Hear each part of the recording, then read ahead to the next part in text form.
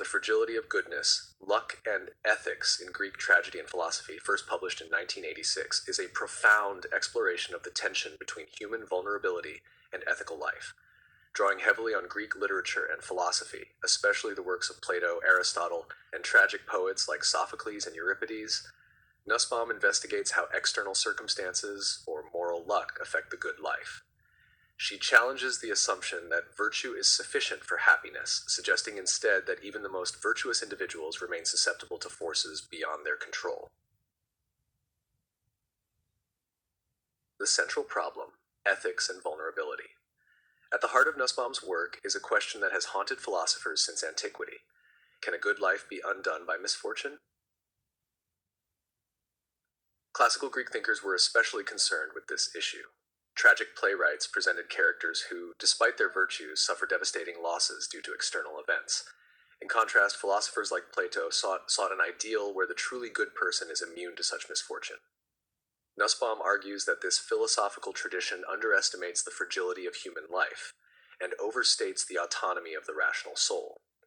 In contrast to the rationalist optimism of some philosophical traditions, the Fragility of Goodness champions a more realistic and humanistic vision, one that acknowledges the complexity and unpredictability of life and the centrality of emotions, relationships, and contingency in shaping moral experience. Greek Tragedy and the Limits of Rational Control. Greek tragedy plays a vital role in Nussbaum's project. Through detailed readings of Antigone, Hecuba, and Hippolytus, she demonstrates how tragedy articulates the profound vulnerability of ethical life to fortune, Tyche. In these stories, we witness characters who suffer not because of moral failure, but due to fate, divine intervention, or other forces beyond their control. For example, in Sophocles' Antigone, the titular character faces an ethical dilemma between state law and divine familial obligation. Her eventual death is not the result of a lack of virtue, but of her unwavering commitment to conflicting goods. Nussbaum sees this as emblematic of how human life often involves conflicts between competing values, none of which can be entirely renounced. This challenges a strictly rationalist moral theory. Nussbaum argues that the tragic poets recognize something essential, that humans are not gods, and that even the good life is fragile, often exposed to chance and the uncontrollable. Benchmark 3. Critique of Platonic Ethics. Plato, putting in the Republic, responds to this perceived fragility by proposing an ideal in which the good person cannot truly be harmed. By emphasizing reason over emotion and the intelligible over the sensory world, Plato constructs a vision of moral invulnerability. For Plato, the rational soul can achieve eudaimonia, flourishing, regardless of external circumstances. Nussbaum critiques this move as a form of denial, a way of insulating moral life from its natural ties to the world. She views Plato's moral psychology as abstract and impoverished, neglecting the rich interplay of emotion, attachment, and particularity that characterizes human life.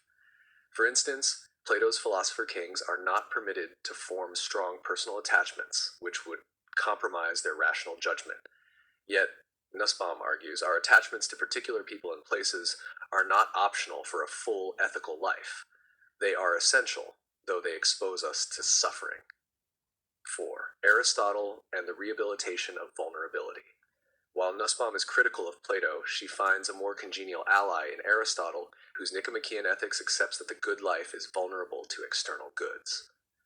For Aristotle, eudaimonia involves a life of virtuous activity, but it also depends on things like friendship, wealth, health, and social status. A person who loses everything in a war or who experiences unbearable grief may not be able to flourish despite their virtue. Aristotle's acknowledgement of moral luck is central to Nussbaum's thesis. She admires how he integrates practical reason, emotion, and particularity into his account of ethics. His concept of phronesis, practical wisdom, allows for contextual judgment and emotional intelligence, rather than rigid adherence to universal rules. Nonetheless, Nussbaum also highlights the tensions within Aristotle's ethics. He aspires to a vision of self-sufficiency, but also recognizes the necessity of external goods. This ambivalence reflects the central philosophical tension Nussbaum explores, the desire for moral autonomy versus the reality of human dependence. 5. Moral luck and the human condition.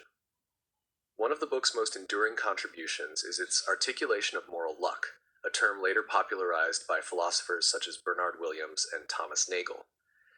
Nussbaum shows that our moral character and life outcomes are often shaped by factors beyond our control: the family we're born into, historical circumstances, accidents of birth, or fate. Rather than denying this, Nussbaum argues that we must develop an ethical theory that accommodates human vulnerability. She defends a form of ethical realism, which affirms that life's goodness is not entirely within our rational control, and that suffering, loss, and failure are integral to human experience. This makes her work especially relevant in contemporary ethical debates where there is a tendency to overemphasize individual responsibility and underplay systemic or circumstantial constraints. 6. Emotions and the narrative shape of life. Another important aspect of Nussbaum's argument is her rehabilitation of the emotions. Drawing on Aristotle and modern psychology, she argues that emotions are not irrational forces to be suppressed, but are themselves cognitive responses to value. They reveal what we care about and what matters most in our lives. Tragedy, in this light, becomes a crucial moral education. By engaging our emotions, tragic art helps us recognize the complexity of moral life, the inevitability of loss, and the necessity of compassion. Emotions, for Nussbaum, are forms of moral perception. They enable us to grasp the significance of events in ways that pure reason cannot. This idea anticipates her later work, especially Upheavals of Thought, 2001, where she develops a full-fledged theory of emotions as moral judgments. 7. Human flourishing in an uncertain world. Ultimately, the Fragility of Goodness offers a deeply humane vision of ethics. It rejects the fantasy of moral invulnerability and insists that living well means engaging fully with the risks of human life, forming deep attachments, making difficult choices, and being open to both joy and suffering. This vision resonates with existentialist and feminist critiques of traditional ethics, which also emphasize embodiment, relationality, and context. Nussbaum's emphasis on literature, particularly tragedy, underscores her commitment to a form of philosophy that is rooted in lived experience rather than abstract idealization. 8. Legacy and influence. Since its publication in 1986, The Fragility of Goodness has become a classic in both philosophy and classics. It helped revive interest in ancient ethical thought and laid the groundwork for a more holistic, emotion-sensitive, moral philosophy.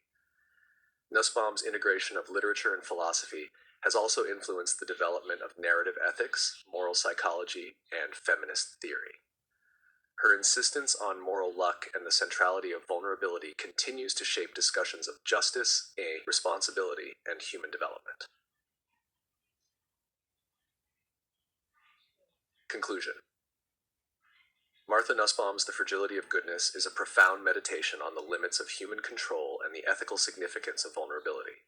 By engaging with Greek tragedy and philosophy, she reorients moral theory around the lived complexities of human existence, where flourishing cannot be divorced from the contingencies of the world. Rather than seeking escape from our fragile condition, Nussbaum urges us to embrace it, to cultivate virtues that acknowledge dependence, to honor emotions as sources of insight, and to accept that the good life, while never guaranteed, is worth striving for, even in the face of fate. In an age often characterized by disconnection, rationalism, and control, The Fragility of Goodness remains a timely reminder of what it means to be fully